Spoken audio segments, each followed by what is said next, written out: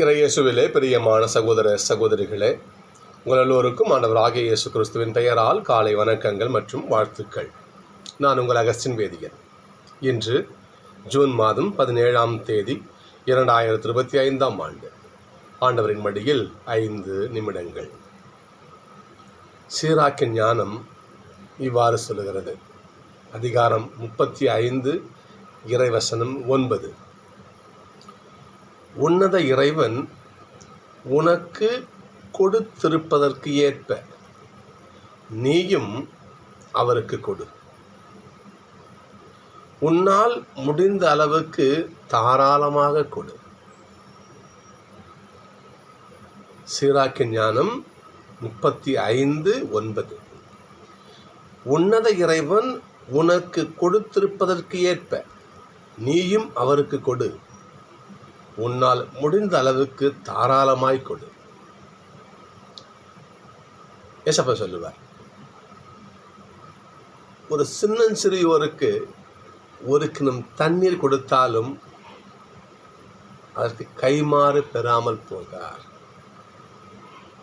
ஏழை எளியோருக்கு செய்கின்ற பொழுது எனக்கே செய்தீர்கள்னு சொல்லுவார். அப்போ கடவுள் சொல்றாரு, ஏழை எளிய மக்களுக்கு உங்களோட இருக்கிறத முடிந்த அளவுக்கு பகிர்ந்து கொடுத்து வாழு. அவ்வாறு நீ வாழுகின்ற பொழுது கடவுள் அதற்கும் மேலாக ஒரு ஆசிரியை கொடுப்பார். சகோதரர்களே, ஆண்டவர் இன்றைக்கு தரும் செய்தி இதுதான். தாராளமாய் கொடு. முதல் வாசகம் வாசிக்கிறோம். மாசிதோனிய மக்கள் தாராளமாய் கொடுத்தார்கள். தங்களோட என்ன இருக்குதோ இல்லையோ முடிந்தவற்றை மக்கள் பகிர்ந்து வாழ்ந்தார்கள். நற்செய்தி இன்னைக்கு பாருங்களேன். இன்னைக்கு ஏசப்பா சொல்றாரு, உன்கிட்ட யார் அன்பு செய்கிறாங்களோ நீ அவங்களுக்கே நீ எல்லாத்தையும் நீ பதில் அன்பு செஞ்சுனா அதெல்லாம் என்ன பயன்? உன்னை யார் நேசிக்கவில்லையோ, உனக்கு யார் எதிரியோ பகைவனோ அவன் அன்பு செய்யும். நீ ஒரு பொருளை கொடுக்குற, திருப்பி அவங்களும் கொடுத்தாங்கன்னா அதுக்கு என்ன பலன் உனக்கு? நீ ஒன்று கொடுக்கும்பொழுது திரும்ப வராத அந்த உதவியை செய். அப்பொழுது இதை பார்க்கின்ற கடவுள் உனக்கு கைமாறு கொடுப்பார்.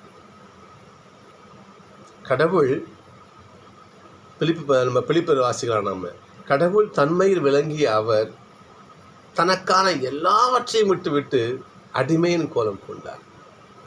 அவர் தனக்குள்ளதையெல்லாம் இழந்ததால் தான் நாம் இன்னைக்கு உலகத்திலே மீட்பினை பெற்று எல்லாம் உள்ள பிள்ளைகளாக வாழ சொல்கிறதுங்க. இன்னைக்கு ஏசப்பா நமக்காக இழந்தார், நாம் இன்னைக்கு எல்லாம் வத்தி வச்சுருக்கோம். நாம் அப்போ சகோதரர்களே, நாம் என்ன பண்ணணும்? அவருக்காக முடிந்த அளவுக்கு இவரோட பகிர்ந்து வாழ இன்றைய தியானமே அழைக்கிறது. ஒரு சிறு நிகழ்ச்சி என்னுடைய ஒரு சாட்சியமாக எடுத்துக்கலாம். நீங்கள் நாங்கள் வேதியருக்கு படிக்கின்ற காலத்தில் பூசை நடக்காத கிராமங்களுக்கு, கிளை பங்குகளுக்கு நாங்கள் என்ன பண்ணுவோம், நாங்கள் ஞாயிறு வழிபாட்டுக்கு போவோம். சனிக்கிழமை மதியமே கிளம்பி போயிடுவோம். போயிட்டு நான் சனிக்கிழமை இரவு ஜெபமாலை சொல்லிவிட்டு அன்றைக்கு காலையில் எழுந்திரிச்சு அங்கே பூசை இல்லையா, அதனால் ஞாயிறு வழிபாடு பண்ணிவிட்டு நாங்கள் மதியம் தான் திரும்பி வருவோம். இது வழக்கமான ஒன்று. நானும் ஒரு சகோதரரும் ஒரு ஊருக்கு கிளம்பி மதியம் போயிட்டுருக்குறோம். நாங்கள் வழக்கம் 2 வருஷம் நாங்கள் வழக்கமாக போவோம். அப்போ போகும்போது திண்டிவனத்தில் ரயில்வே ட்ராக் இருக்கும். அந்த ரயில்வே ட்ராக் அதான் bus stand, local bus stand அங்கே தான் இருக்குது. அங்கே தான் பஸ் ஏறணும். போயிட்டு ரயில்வேக்கு அந்த செவுறு கொஞ்சம் உடஞ்சிருக்கும். உடச்சி வழி பண்ணி வச்சுருப்பாங்க. அந்த செவுத்தான அங்கே போகணும். அந்த செவுத்து ஒட்ட ஒரு பிச்சைக்காரர் எப்பவுமே உட்காந்துருப்பார். நாங்கள் போகும்போது, ஐயா தம்பியா போடுங்க, சத்தியமாக சொல்கிறோம், ₹1 கூட அவர் போட்டது கிடையாது இது வரைக்கும். நான் பார்ப்போம், அப்படி போவோம், அவ்வளோதான்.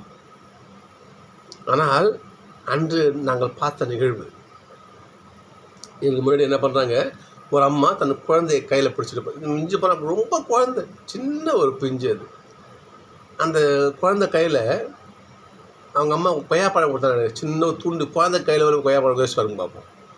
துண்டு இருக்குமா? அந்த குழந்தை கையில் கொய்யாப்பழம், அந்த எச்சில் கொய்யாப்பழம் இருக்குது. இவர் இந்த பிச்சைக்காரன் என்ன பண்ணுறாரு, நம்ம பார்த்தா அம்மா ஏதாவது தருமானுமான்னு கேட்குறாரு. இந்த குழந்தை அவரை பார்க்குது. கையில் இருந்த அந்த எச்சில் கொய்யாப்பழ துண்டை அவர் தட்டில் போட்டு அந்த குழந்தை போகுது. நாங்கள் பின்னாடியே அதை பார்க்குறோம். நான் இன்னொரு சகோதரன். அது எப்படி சொல்கிறதுன்னு தெரில எங்களுக்கு. செருப்பால் அடித்த மாதிரி இருந்துச்சு எங்களுக்கு. ஒரு குழந்தை தன் கையில் என்ன இருக்குதோ உதவின்னு கேட்குறாங்க. அந்த தட்டில் அந்த எச்சில் கொய்யாப்பழத்தை போட்டு போதுவார். நாங்களாம் வேதிக்கு படித்து என்ன பண்ணுவோம். சகோதரர்களே, கொடுப்பதில் இன்பம் பெறுவதில் இல்லை. கொடுப்பதில் இன்பம் பெறுவதில் இல்லை, தந்தேன் என்னையே அன்புடனே. அருமையான பாட்டு. எனவே கொடுப்பதில் இருக்கிற இன்பம் பெறுவதிலே கிடையாது. இன்னைக்கு திருப்பாடல் பாருங்க பார்ப்போம். இன்னைக்கு கடவுள் நமக்காக என்னென்னலாம் கொடுக்குறாரு பாருங்க. திருப்பாச்சு பாருங்க பார்ப்போம். லிஸ்ட்டு போடுறார் அப்படியே. ஒடுக்கப்பட்டோருக்கு நீதியை கொடுக்குறாரு. பசிச்சிருந்தா உணவு கொடுக்குறாரு. சிறையில் இருக்கிற மக்களுக்கு விடுதலை கொடுக்குறாரு. பார்வையற்றோருக்கு பார்வை கொடுக்குறாரு. தாழ்த்தப்பட்ட மக்களை உயர்த்துறாரு.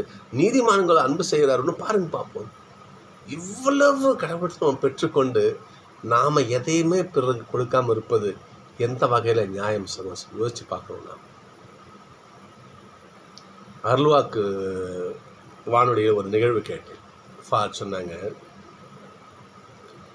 இந்த உலகத்தில் மனுஷன் என்ன பண்ணுறான்னா எல்லா நல்ல வகைகளையும் பார்த்து பார்த்து பொறுக்கி அனுபவிக்கிறான். ஆனால் அவங்க வர்றது எல்லாம் கெட்டது தான் வருது அவங்ககிட்ட. அவன் மட்டும் நல்லதாக கடவுள் படைப்பில் நல்லதாக பார்த்து பொறுக்கி அவன் அனுபவிச்சுக்கிறான். ஆனால் எதையும் சம்பாதித்து செய்ய மாட்டேங்கிறான். ஆனால் இந்த கால்நடைகள், இந்த மற்ற பறவைகள், இந்த மரங்களில் இந்த படைப்புகள் எடுத்துங்க பார்ப்போம். மனுஷன் திருட்டு போகிற கழிவை தான் அதை பண்ணி அந்த மக்கி மரங்கள் பயன்படுத்துது. சரிங்களா? மனுஷனுக்கு தேவையில்லாத வேஸ்டேஜ் தான் கால்நடைகள்லாம் சாப்பிடுது. மனுஷன் பயன்படுத்தின கழிவு நீரைத்தான் தாவரங்கள்லாம் பயன்படுத்தி நல்ல வகைகளை கொடுக்குது. கெட்ட பொருளை அதை எடுத்துக்கொண்டு நல்ல வகைகளை படைப்பு கொடுக்குது. மனுஷன் என்ன பண்ணுறான்? சகோதரர்களே, நிலை மாற்றுவோம். இன்றைக்கி நம்ம வசனம் இல்லையா, சீராக் 35:9. கடவுள் உனக்கு என்ன கொடுத்துருக்கிறாரோ அதற்கு ஏற்ப நீயும் அவனுக்கு கொடு, தாராளமாய் கொடு.